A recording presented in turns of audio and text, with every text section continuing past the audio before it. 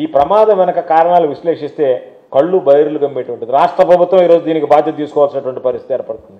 Bus యాజమాన్యాల బాధ్యత తీసుకున్నా, ఇంకొకరు తీసుకున్నా రాష్ట్ర ప్రభుత్వానికి ప్రధానమైనటువంటి బాధ్యతగా కనిపిస్తుంది. కారణం ఏమిటంటే ఆ సమయంలో ఆ యువకుడు అందుబాటులో ఉన్నటువంటి బెల్ట్ షాప్లో మద్యం సేవించి వెళ్ళడమే. అంటే పగలు లేదు, రాత్రి లేదు, వారం లేదు, వజ్యం లేదు, ఎప్పుడు పడితే అప్పుడు ఈ బెల్ట్ షాపులు ఏదైతే ఉన్నాయో ఆ బెల్ట్ షాపు ఈరోజు అంతమంది ప్రాణాలు తీసేసింది, అంతమంది కుటుంబాలను గోడుగోడు అనిపించింది. కనీసం ఆ ప్రభుత్వం దాని గురించి అయినా పట్టించుకునేటువంటి పరిస్థితి ఉందా? ఎన్నిసార్లు చెప్పినా సరే మాది ఈరోజు ఆ బెల్ట్ షాపులు ఎన్ని ఉన్నాయి? 1,00,000కు పైగా బెల్ట్ షాపులు నడుపుతున్నారు. నడిపేవాళ్ళు ఎవరు? అందరూ తెలుగుదేశం పార్టీకి సంబంధించినటువంటి వాళ్ళే. మేము మొదటి నుంచి ఏం చెప్తున్నాం? నకిలీ మద్యం బయటపడినప్పటి నుంచి మీరు బెల్ట్ షాపుల మీద ఎందుకు రైడ్ చేయడం లేదు, బెల్ట్ షాపులు ఎందుకు రద్దు చేయడం లేదు? ఈ బెల్ట్ షాపులోనే నకిలీ మద్యం అమ్ముతున్నాయి, దీనివల్ల ప్రమాదాలు జరుగుతున్నాయి.